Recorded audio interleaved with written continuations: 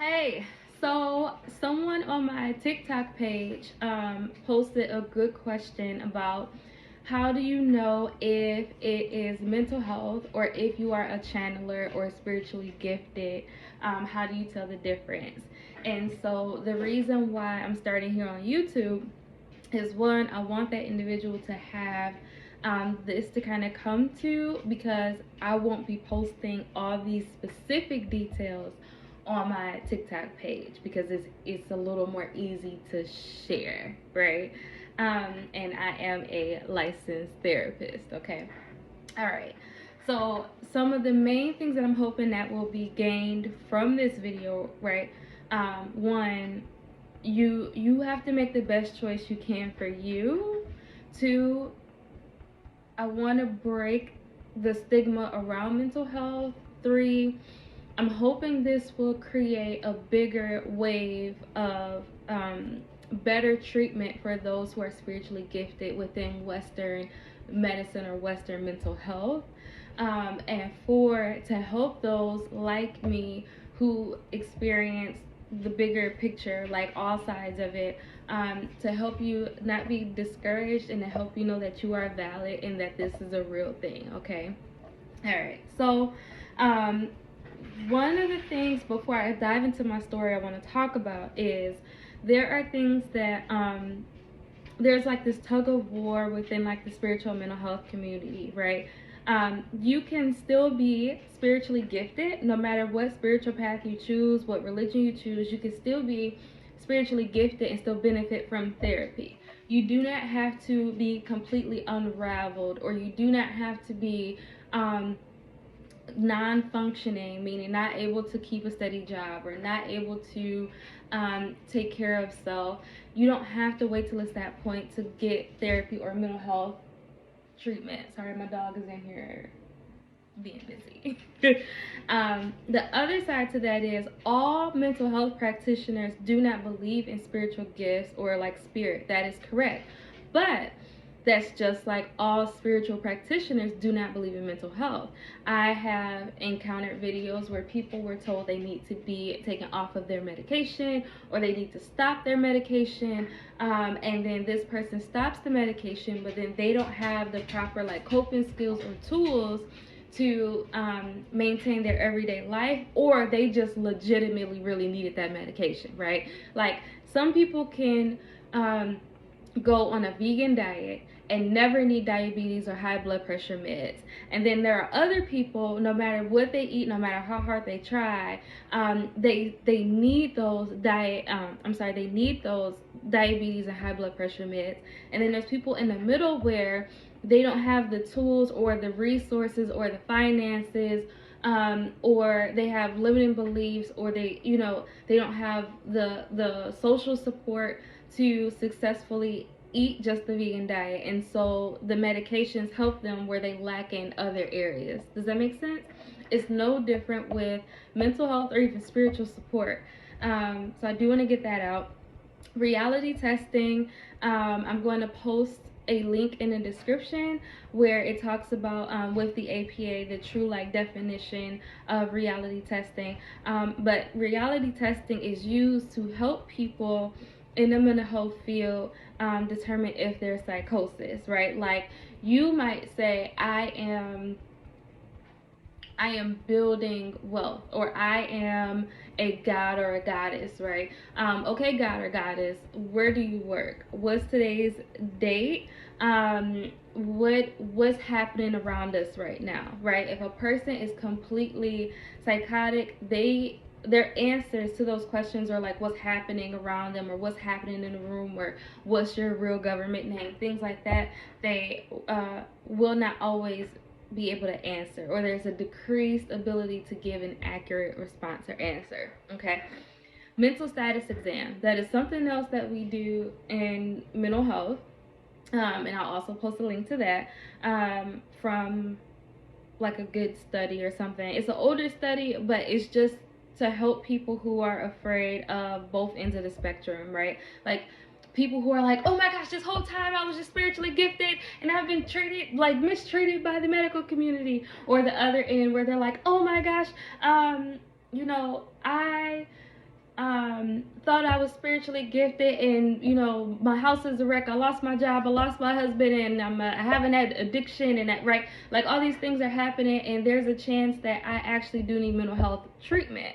So the mental status exam, it talks about not only like how you dress, your appearance, what's the date, what's the time, who's the president, things like that. Are you conscious? So if I say, hey Zenobia, what did you eat today? And you're like, purple monkeys, right? Or you're like drowsing, or you're like wandering off, right? Or you're what we call responding to eternal stimuli. So like right now, I can talk to you, I can record this video, and I hear spirit like chiming in. Some stuff is making them uncomfortable, right? Somebody said true over here, right? Like I can hear these things, I can process this information, but I can still stay 555, as I said that. Like I can still stay on track, and talk to you and post this video, right? But a person who is experiencing psychosis, and again, we're going to get to there can be both, right? But just we're going to start with the black and white to help people and to cover my license, okay? So people who are experiencing psychosis, they are not going to be able to be here and now. If they're responding to like a term of stimuli, they'll be like talking or mumbling, or again, just like off. There's different levels of like catatonic, or like just not active, not moving, things like that, not responding, not speaking, which kind of goes to the depression piece. Can an energy make you depressed, or like can something be sucking your life force? Can someone put a spell on you? Yes. But is like just true hardcore depression a real thing? Yes. And there's a such thing as functional depression, where you are able to get up and go to work every day. You are able to meet all these demands. Your house is a wreck, or inside you are crying, right? Functional depression is real, but energies are also real, right? And so one thing with the depression, are you using, do you have a safe space to express and process your emotions? Are you doing things that bring you joy, or are you only operating from a place of obligation, right? That's just traditional mental health end, right?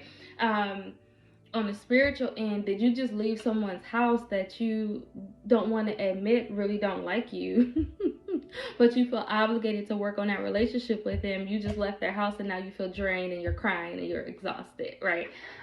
So that's an example of the extremes. However, you can be empathic and sensitive and in tune and still need mental health treatment or benefit from mental health treatment, medications, therapy. There's all different types of therapeutic models, and then there's a bunch of different types of therapy. You may not want traditional talk therapy. Maybe your depression comes from being a people pleaser and an empath, right? And you experienced trauma that made you be a people pleaser, but you are also very sympathetic, empathetic. You pick up on other people's feelings, and by people, I don't just mean humans. Like you pick up on spirits and animals and different trees, all these different things. Like you pick up on energy, right?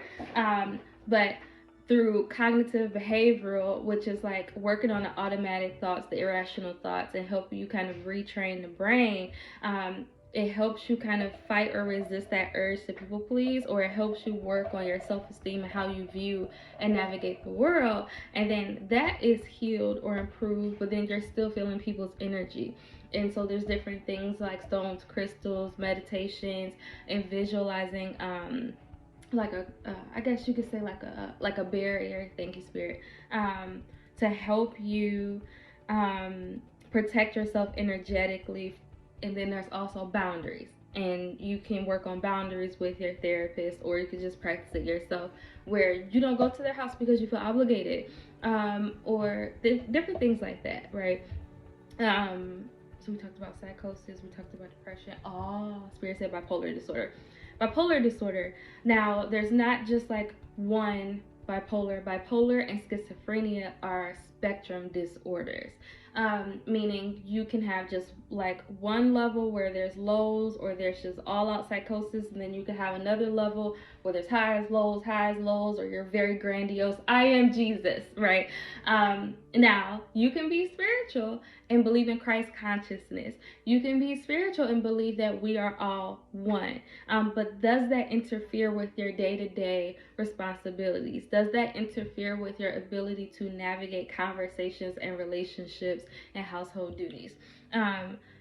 Bipolar disorder, when we talk about the highs, right? Where you can be impulsive, risky, you're doing all these things without thinking. You got $10,000 in your bank account and you spend 12 or 5 or 9 on whatever randomness besides something that's like actually beneficial to your life. Like, what would be $10,000? A car, tuition, different things like that, right? You're spending it on like clothes, shoes, food. Dang, that's okay. Not the best example. You have $10,000. You go out on a wild night and you are dabbling in drugs, risky sex, and then you're giving away $5,000, or you're spending it on art, or you're skip the art. You're spending it on, okay, so like you could be collecting just random stuff in your house that you don't need, that don't make sense, and that you have no room for. Kind of things like that, right? Like it's just irrational, illogical, which is why I was like, let me take some things back because the argument can be made on the other side, right? But you can also possibly just be filled on the spiritual end with creative energy, and you have suppressed and stored all this creative energy in your body, and you feel shame around like art or something. Your parents told you it was childish, or you had this favorite art project when you were a kid and it was destroyed, or you have no idea what this feeling even means, and so you have this decreased need for sleep for extended amounts of time, and it's because you're not exercising, you're not using your creative self, you're not burning that creative energy. On a spiritual end, it can also be you are just in sync or in tune with the moon, right? Like before I even fully believed or knew as much as I know now, and there's always something to learn on both mental health and spiritual health, right? But before I knew what I knew now, I remember like being wide awake, and then like getting ready to start my cycle, and I was like, okay, like why is it I just consistently can't sleep and I'm wide awake? And then I noticed the pattern. Like before I started birth control, I was always wide awake during the full moon, could not sleep. Or like it took some real conscious effort to get to sleep, because I also didn't have anyone I could talk to about it, due to my experience with mental health. And which, again, I'm going to share this story. I just want to get the flush out the stuff first. So I realized and noticed that pattern, right? Like, okay, let me it's the full moon, so we're just gonna ride the wave, and then usually after the full moon passes, I'm able to sleep and it's fine. And again, I noticed the behavior changes before I noticed the moon. Does that make sense? Now, here's the dangerous, risky part of it possibly being mental health. Did someone say, hey, during full moons or new moon cycles, you can't sleep? And then you're like, okay, during full moon and new moon cycles, I can't sleep. And then it was 1333, it was 333 when I said that. Like, okay, during new moon and full moon cycles, I can't sleep. And then, you internalize that and you live by that, where everyone is pulling you every which way. Just telling you're just a puppet. You're just, right? Okay. It was something. So mind, body, we talked about depression, anxiety. Anxiety is a real thing. To be anxious or to be like worried or concerned is completely natural. You will experience life changes that make you feel uneasy and uncomfortable.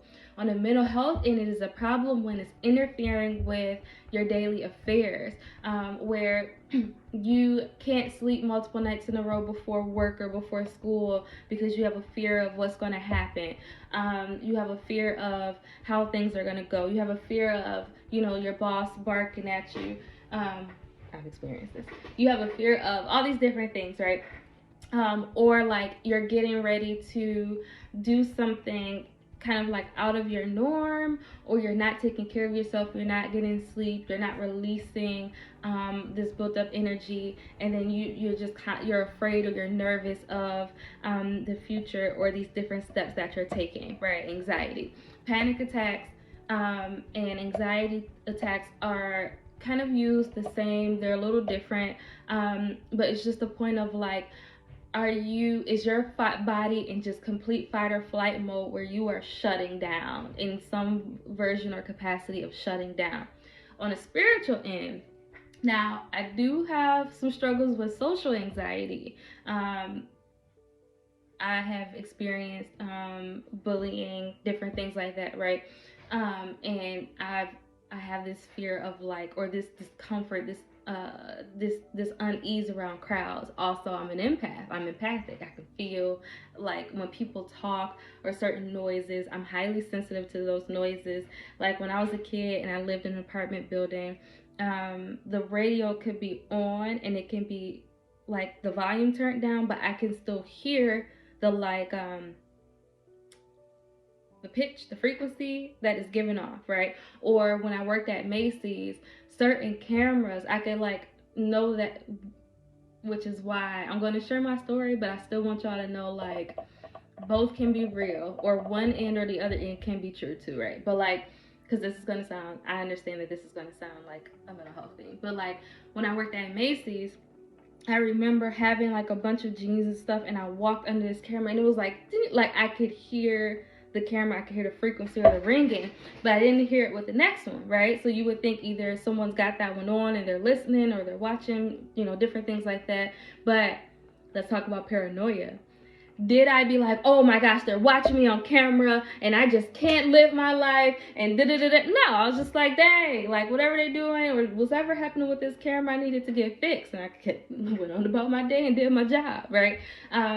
But coming back to what I was saying, so anxiety. Now on the spiritual end, right? So we talked about the mental health end of anxiety. Just these are very brief, short things. Matter of fact, I will put a note to myself to add. There's a guy I adore. I think he's a psychologist. He posts anxiety tips and tricks. So I will copy a link to his YouTube on here too for resources.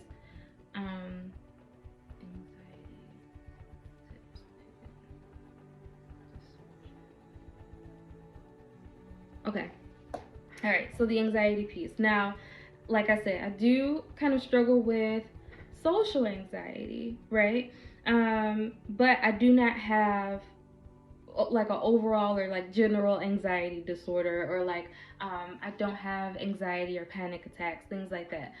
Well, generally, yeah, anxiety attacks or panic attacks, right? Or generalized anxiety disorder or panic disorder. I don't have these things, right? And the reason why I'm starting with that is, as I released more like trauma, as I started paying attention to my body, as I started getting more rest, as I started diving deeper with spirit, as I started becoming more and more in tune and spiritually aware, I noticed something's like I get warned when something is about to happen, right? So for example, there was a time where I was getting ready to walk Angel and my legs just started shaking. I was like, all right, what's about to happen? And I even tried delaying our walk. I tried going to get some food, and I was like, well, intuition said if something happens, at least you ate, so you got your strength.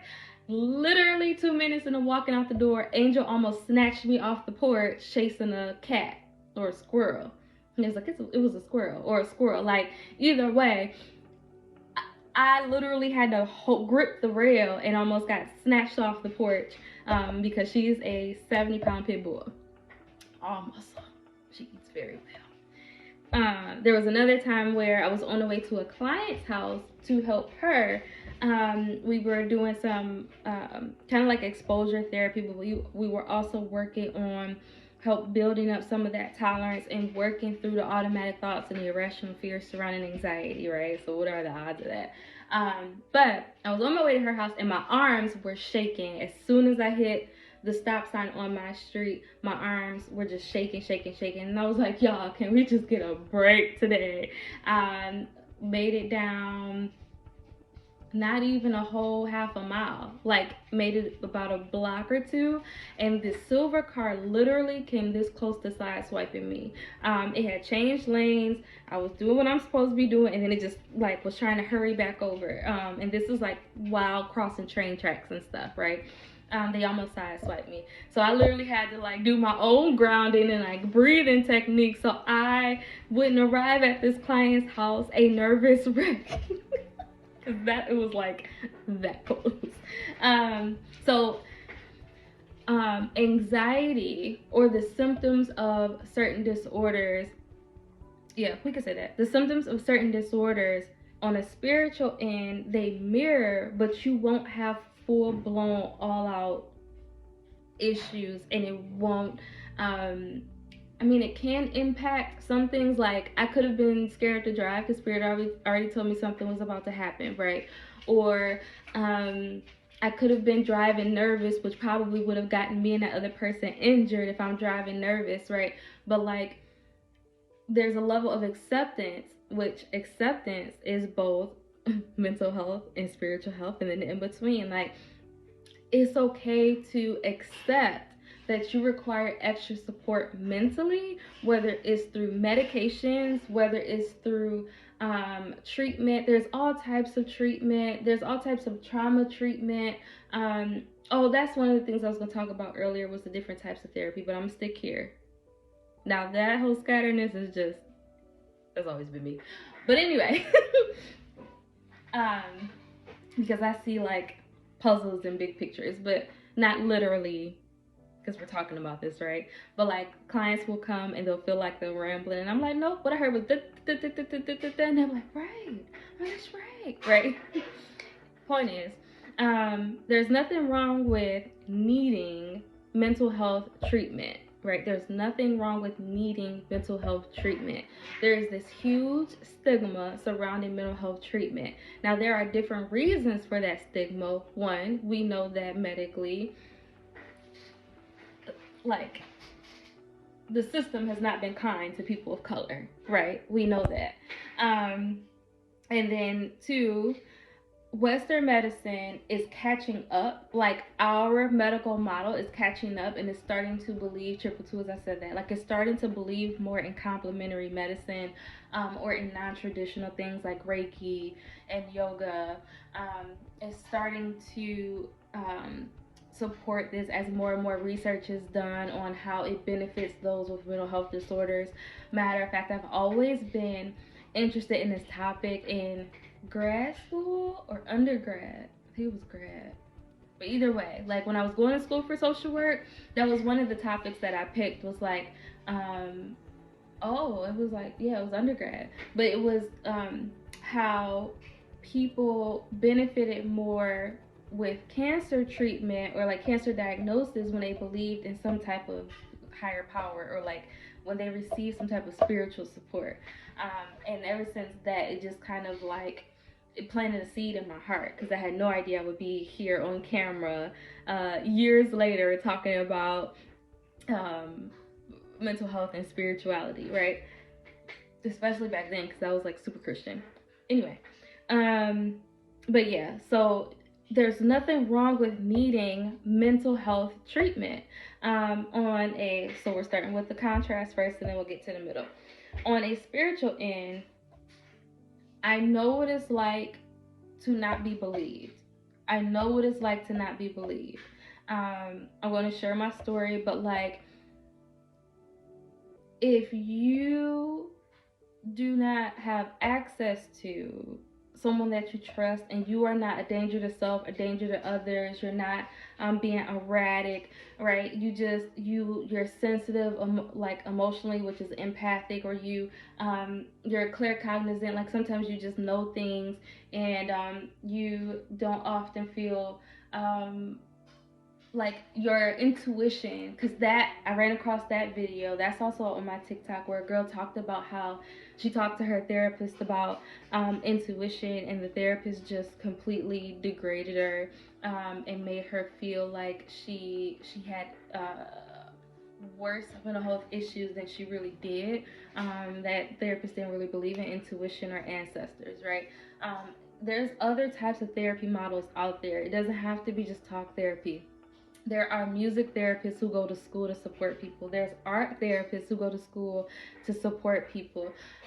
There's more and more therapists like me, and mental health practitioners who respect people's spirituality, even if we don't agree or follow the same path. And we just check to make sure you are safe and you're learning the important skills and tools that you need to carry on with your life. And it's okay to be like, some of these other people are the problem. Fine line though. Fine line, because then you're going to end up on the other spectrum, right? But like, you may have people that gaslight you. You may have someone in your life that is narcissistic, and so it's not always you with these behaviors,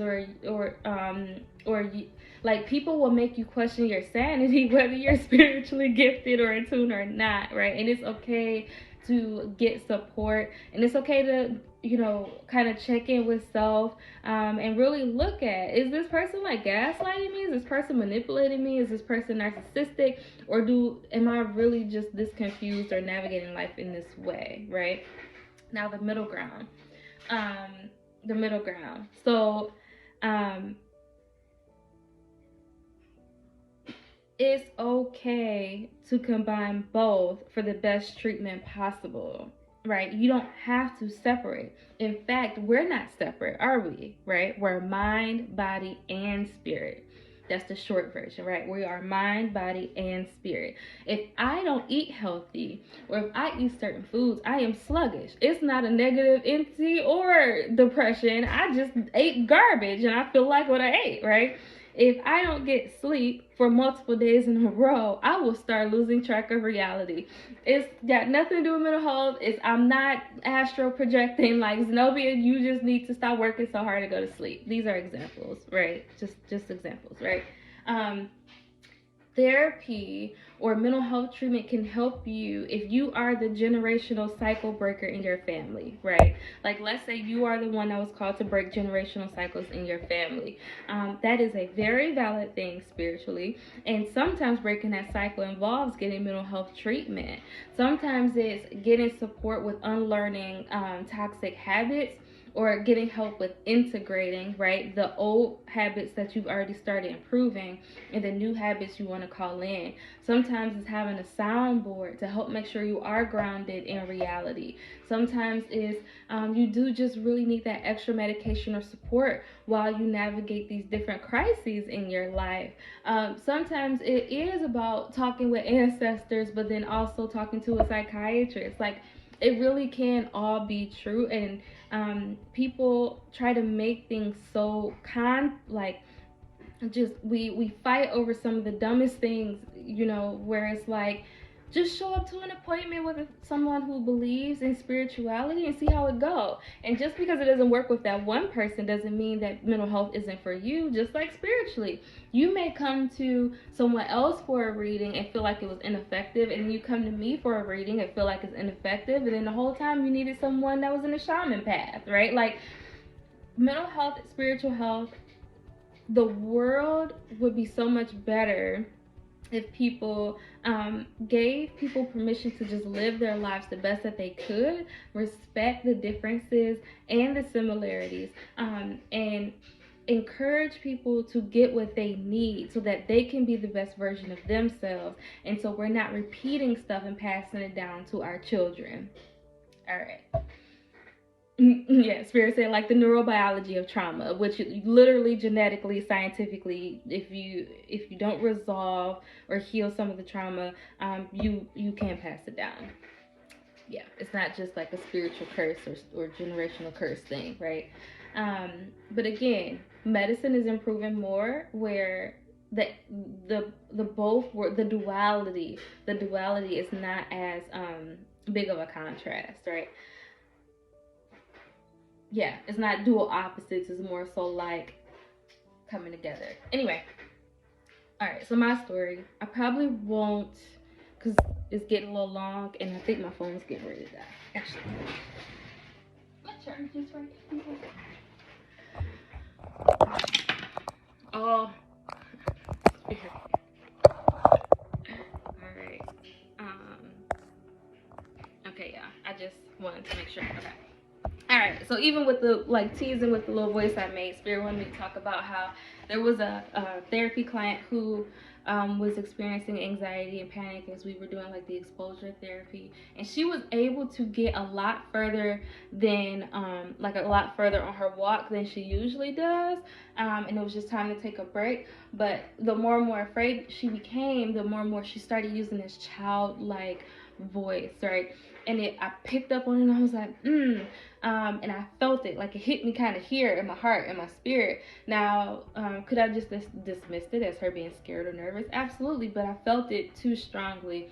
And over time, working together and practicing different meditations like we did in Akashic Records, right? We did a Akashic Records reading meditation.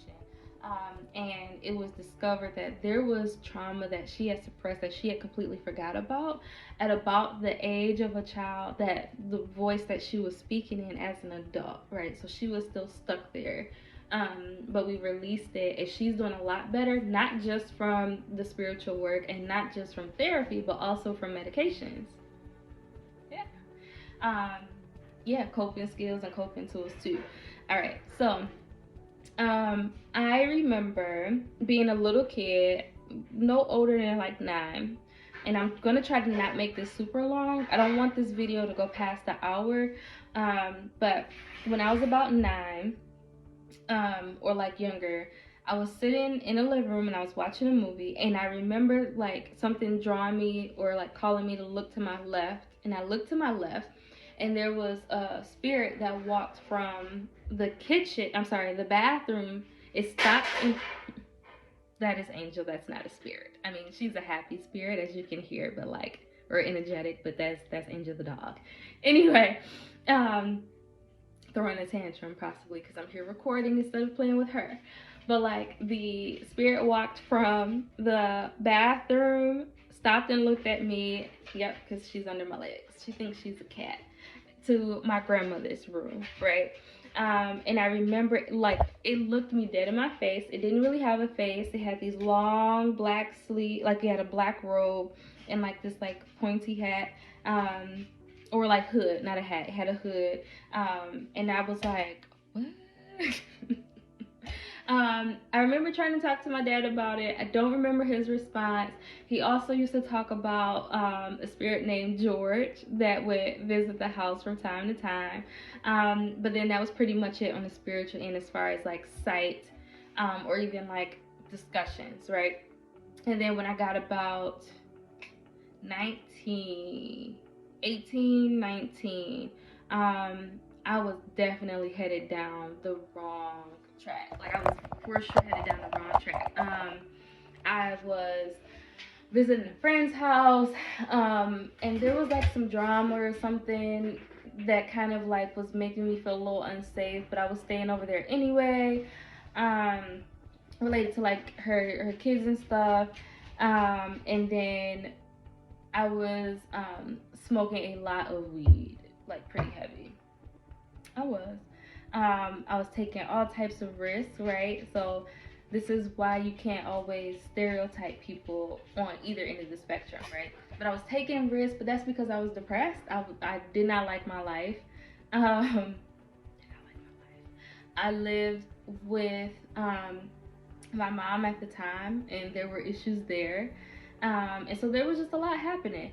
And so I'll never forget the day that I like kind of unlocked. I came home and I heard my friend at the door. Like, I would have passed a lie detector test, right? I opened the door, no one's there. It's like, okay, all right. So then I go sit down. My mom looking at me like, what you going through over there, right? But then I heard her again, and then I heard someone out the window. We lived on the 3rd floor or 4th floor. Either way, it wasn't the 1st floor. Okay. All right. Looked out the window. No one's at the window. Go back to the door. No one's at the door. So now I'm sitting there like, what the fuck is happening? What's happening? Right. And so I'm sitting there, and then I was like, I don't know what's happening. So then I sit with my mom because I'm like super confused. I was able to hear a prayer that she prayed, right, again, out the window. And I remember like spirit kind of like talking to me like they were like right here, like right above my head. So it's not always outside. Sometimes it's internal, but that's a whole nother thing. And I remember her being like, you're talking to angels, like you're talking to angels. And she's one of my guides to this day that's still here. All my guides are not sweet and bubbly like her, but I told my mom, I was like, her truth. Okay, angel. I told my mom, I was like, I think I hear angels. My mom, who she had dabbled in like Wicca, and there was a spiritual phenomenon that happened. That's her story to put publicly. I'm not gonna put that, right? But there was a spiritual phenomenon that happened where this is the last person I would think would not believe me. This is the last part, because she experienced something in her spiritual journey where she didn't even want to, like, she didn't participate in any spiritual stuff besides like prayer and like Christian and like what's the other, like Jehovah's Witnesses stuff, right? And I really thought she would support me and help me figure out why am I all of a sudden hearing voices, what is happening, right? I also had, through her side, her mother was paranoid schizophrenic, right? So you see where I'm going. And again, I posted this on my TikTok, but I haven't posted this on YouTube, I don't think. Part of my spiritual path, part of why I'm reincarnated, is to help people feel valid, and to help people not feel so alone, right? But my grandmother, paranoid schizophrenic, she was in the service, a black woman in the service back then from the South with like guaranteed family trauma. You already know, right? Like chemicals, trauma, just a mixed bag of like, and I believe she was a channeler too. But anyway, so the both, right? For real paranoid schizophrenic, to the point where her baseline, meaning like how she is when stabilized on meds, she was still not fully with us in the present. I used to call it like her being locked in her brain, right? And I used to feel bad because she had written me letters, and they were beautiful letters. And that's one of the things I remember about her to this day. Not that she was paranoid schizophrenic and talk about sludge coming down from the ceiling, but that she wrote me letters around the time when I was taken from, like a few years after I was taken from my mom, and I was living with my other grandma and my dad. But anyway, so trauma. Not to laugh, right? Obviously, it was a nervous laugh, but like just saying, my life is literally what we're here for, and this is my first time kind of starting at the beginning, right? This is my first time sharing this story publicly and starting at the beginning. There are people I would share little tidbits, but just hearing me talk it out, it's like, wow, right? Another benefit of going to therapy, talking it out. I used to have my therapist, and as soon as I stepped in her office, I was just bust out crying, and I would feel so good after I left. Anyway, but yeah, so grandma, paranoid schizophrenic, thinking my mom's going to believe me because she's experiencing spiritual stuff and she knows the mental health stuff, right? I'm hearing voices all of a sudden, and no, my mother dragged me off to the crisis center. I was dragged off to the crisis center. She told me not to listen. She told me not to listen to the voices. That night, I had a dream, very vivid, very real. It was more than just the brain cleansing itself dream, right? But I had a dream where two of my guides, there was the window was red, and they were calling my name and they were laughing, and like my whole body was like just shaking, right? Letting me know like I was in like, I heard different realms, like I was in different realms. There's so much I could unpack with this, like sleep paralysis, and but I'm gonna try to stay keep this short, stay on task, right? Keep it short, stay on task. If you have questions, don't be afraid to ask those questions, and I'll do a separate video because there's a lot. But anyway, I had the dream, and then somebody tickled me and it woke me up. Like literally, I was like, what? Like I had this crazy dream. My heart was racing. But then I was finally able to go back to sleep, and someone literally was like, coochie coochie coo or something, where I heard them and they were legitimately tickling me. It was not a hallucination. I felt it because I woke up freaking out, right? Freaking out.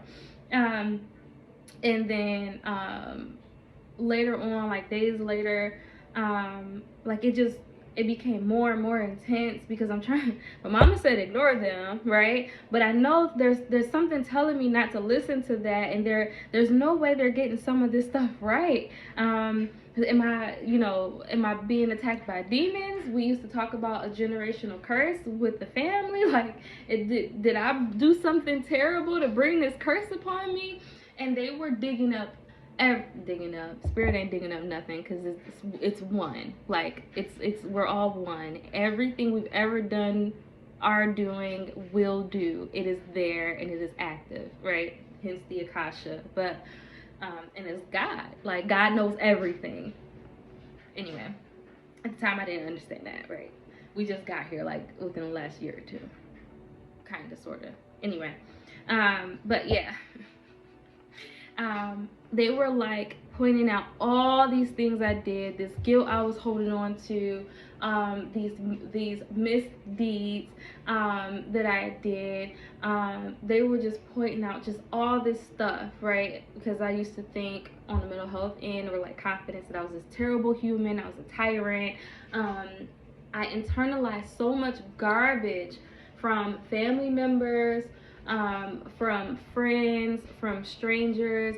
My view of myself was nowhere near the truth. And I realized, and I'm being reminded, what happened was my life got so bad. I cried and I was like, God, why can't you just sit on the couch with me? Like, I understand it would probably be too much for my brain to handle, but like, why can't you just I cried and I prayed that prayer a good few times, like twice. And I was like, why can't you just sit on the couch with me and tell me what to do? I don't know what I'm supposed to do. Like, it was rough, right? So the pressure was real. But if it wasn't for that prayer, I probably wouldn't have gotten help when I was going down a dark path. I heard nope. But getting back to the point, so I couldn't ignore them. At this point, I'm devastated because I'm being told all these terrible things. I'm a terrible human. Like, I was broken all the way down. Dark night of the soul, or ego death, is really important to look up when you get a chance. But my mom dragged me out to the crisis center. I think the first two times she dragged me there, I was honest about, like, yes, I hear voices, or yes, I feel suicidal. And it's not that I hate my life, it's just I'm suicidal because there's so much happening and no one believes me. And then they kept me. And I was just like so frustrated, and I felt betrayed, because I'm like, well, Ma, you literally experienced these same things, and you're not taking psych medications, you're not going to therapy, right? Like, you're not doing these things. Why am I being punished? She was like telling the doctors, well, she's afraid of being like my mother. And so I internalized that. I was like, oh, well, maybe I am afraid of being like Gammy. But who wouldn't be afraid of being locked in their brain? Like, I don't understand. Why are we here, right?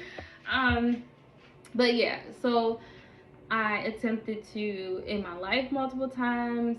I had a lot of stress there. I had a boyfriend at the time that was a cheater. He was dishonest, just all these different things. And I realized how much I was going against my intuition with him, just for the sake of being with him. Kind of the same with my mom. And then I broke free, meaning like I just left and went to a shelter. It took about 2 times to leave, but I ended up leaving and going to a shelter because I didn't have help. Well, I didn't have her help finding a place, and I didn't really ask my dad's side of the family, because there were times coming up where I would try to talk to them about feelings and emotions, and I would be dismissed or shut down, right? So I didn't even bother trying to talk to them about it. Now they were super helpful. They helped me out a lot. Don't get me wrong, but the hard way. I just by my chart and by my life, a lot of things I either had to or just chose to do the hard way because it was easier. Makes no sense, but it does. Okay. Anyway, fast forwarding, I get to the bachelor's program, I think it was. I took this mind, body, and spirit class in the social work program. Now, mind you, all this time I'm still thinking like, I know I'm not mentally ill, but I also know that no one's helping me, so I'm gonna just keep this to myself and struggle through it. Like, I legit struggled through it. No meds, no therapist, no psychiatrist, no friends really knew what I was dealing with. I told a friend I was diagnosed with bipolar disorder. She was like, "What? You don't act that way." And I was like, "I'm not talking to you no more about this," right? Like, no support. So I struggled for years, 4 years, with it, even with seeing different things. Okay, they're showing me like a memory they want me to talk about. But like, took this mind, body, spirit class by this professor, Caitlin Brown. Absolutely adore her. One of the best professors ever. Like, I've had some amazing. I am blessed to say I had some of the best teachers ever at the Wayne State School of Social Work program. I had Professor Alacio, Professor Lamender Davis. Kalima Johnson was one of my internship supervisors. I had amazing teachers, and if it was not for them, I probably wouldn't feel so comfortable speaking out or like sharing my truth, because I know who I am. I know who I was taught by. I know what I've learned. I know there's always something to learn, mind, body, and spirit. Okay. But anyway, there was another lady who I was drawn to in the class, and I noticed every time she would speak, she would kind of like shut herself down, or like she would kind of like guide or code her language. For example, we had a class project, and so I chose, not surprising, but like I chose aromatherapy, and like I had people do different scents, and before I told them what scent it was, to talk about like how it made them feel in their mood, she talked about pitches or frequency. And there was a time she was explaining her project where she said, like certain frequencies can be angels and certain frequencies can be the loved ones, and it should be like, but I'm sorry, I don't want to infringe on anyone's beliefs. Like, I will always see this where she was very excited and proud to talk about the spiritual end, and the medical end, right? Like, she would talk about, you still go to the doctor if your ears are ringing because it could be something medical, right? But then she would kind of like, almost like she's been consistently like judged or shamed for her beliefs and experiences. And I was always drawn to her, and I could not understand it. Like, I would be in class like, why am I so drawn to her? I'm not attracted to women. Like, where, yeah, I'm not attracted to women. Sorry, they mentioned something. I'm ignoring them. But like, I was very, very drawn to her, and I didn't understand why until my dad passed away. My dad passed away during grad school. I was at my internship. Me and my cousin were just texting about how I gotta do something as his daughter. I gotta get him into a rehab, or I gotta get him somewhere so he doesn't kill himself. That was literally a text message I sent my cousin. That day I got home, I found out he had died. We had lost him to addiction and diabetes, right?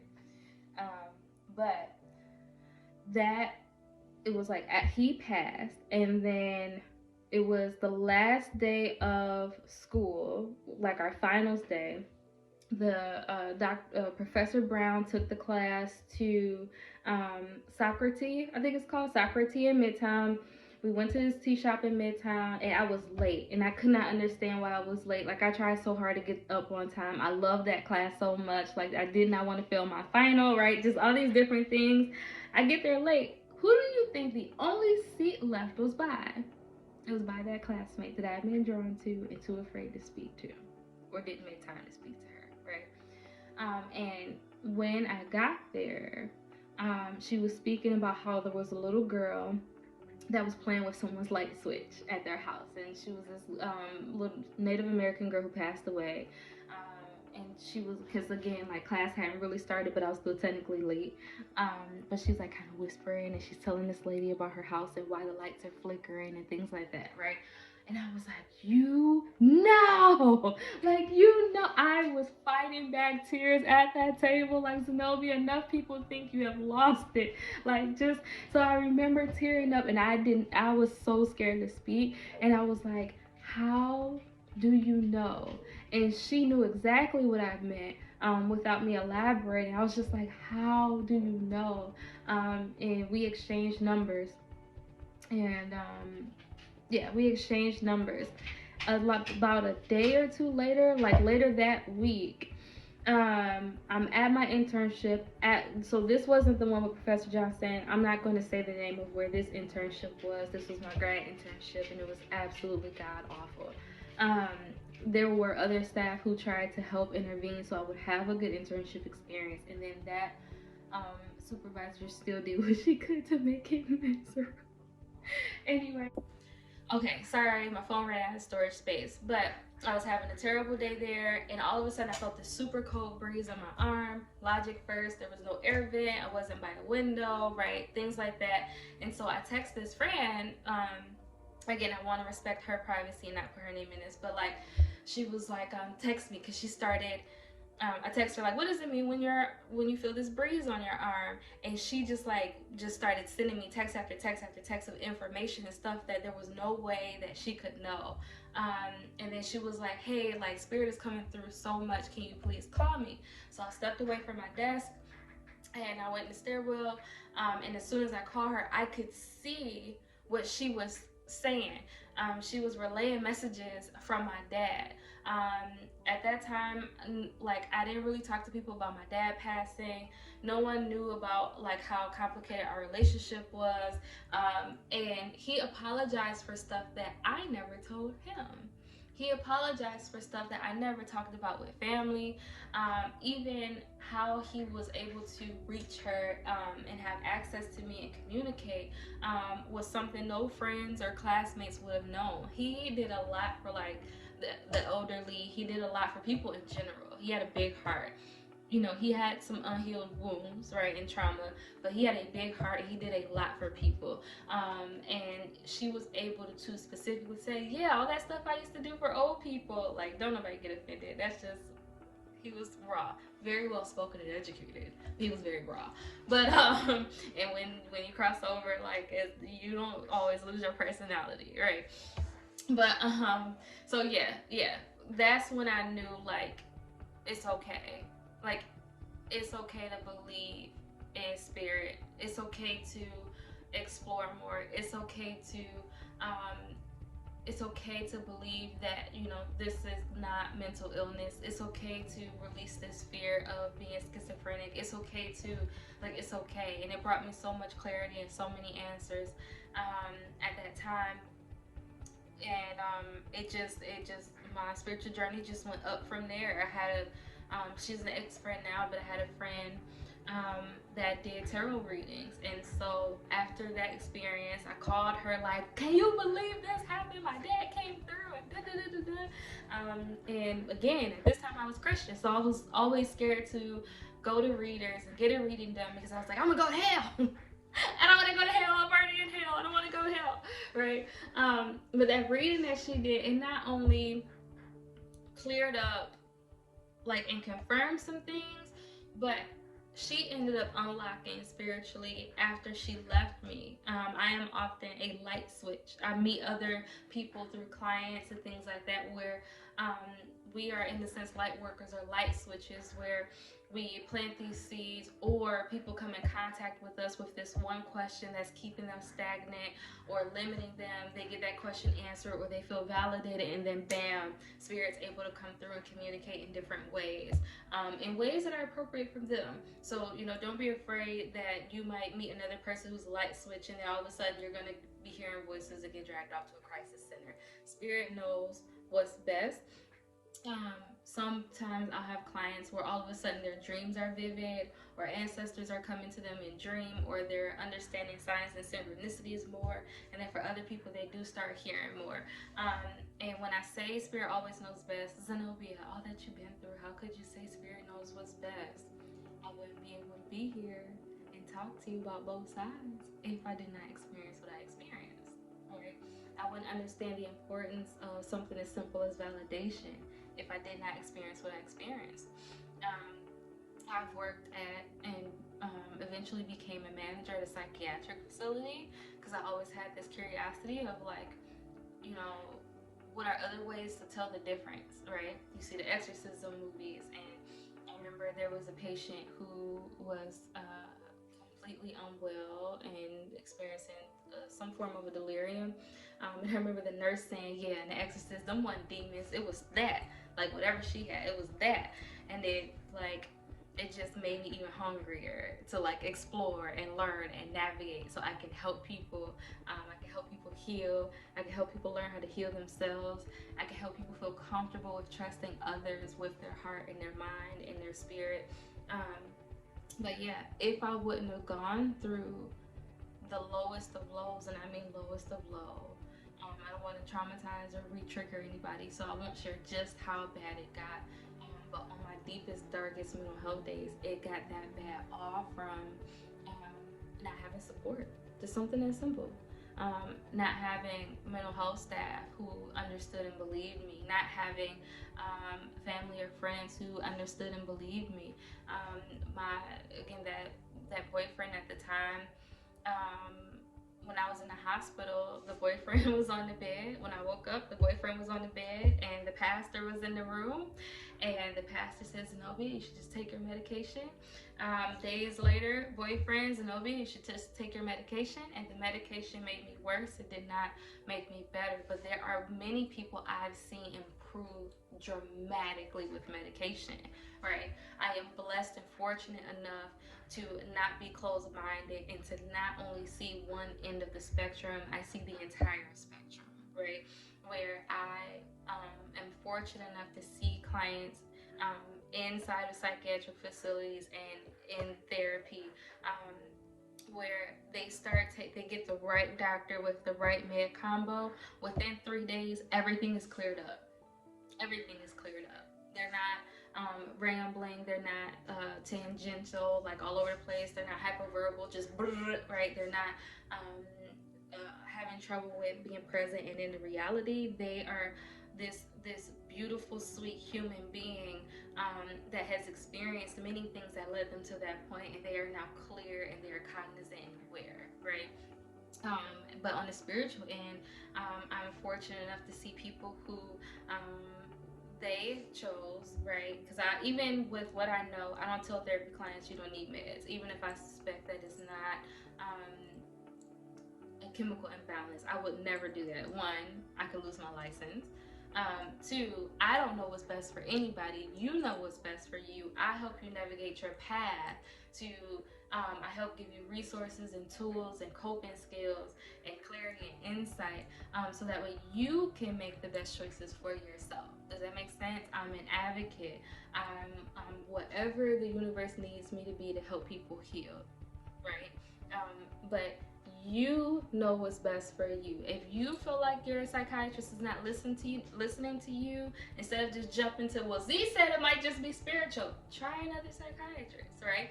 If you went to one spiritual practitioner and they was like, girl, anxiety ain't real, or depression ain't real, or bipolar disorder isn't real, keep looking for another spiritual practitioner, because it's all real. It's all real.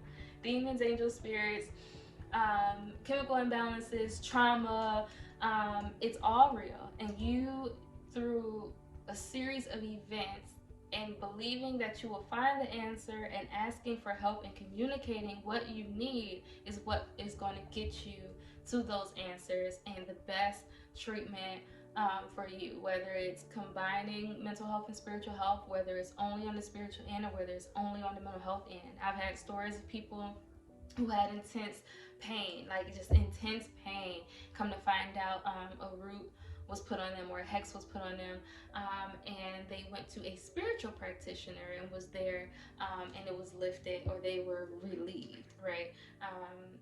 It's all true, it's all real. Your experiences are valid. If you are depressed and your family's telling you get over it, it's not just get over it. You deserve to heal, you deserve to be supported, you deserve to be heard, um, you deserve to have someone hold your hand through the process while you heal and get to the root of what's causing that depression, while you break the mind cycles or patterns that's keeping you depressed, while you remove any spiritual energy that might be oppressing you or sucking the life out of you, while you find the right medications, if that's called for, to help you just breathe and not feel like you're holding your breath, or you have like an elephant sitting on your chest, right?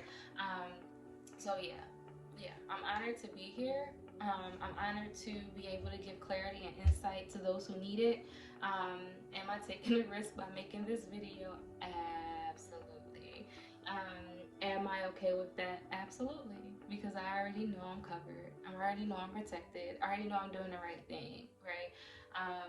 And again, as I stated before, one of the goals, as far as my life goal, is to help the mental health system support those that are spiritually gifted, not just intellectually gifted. Um, and we literally can all heal and elevate and grow.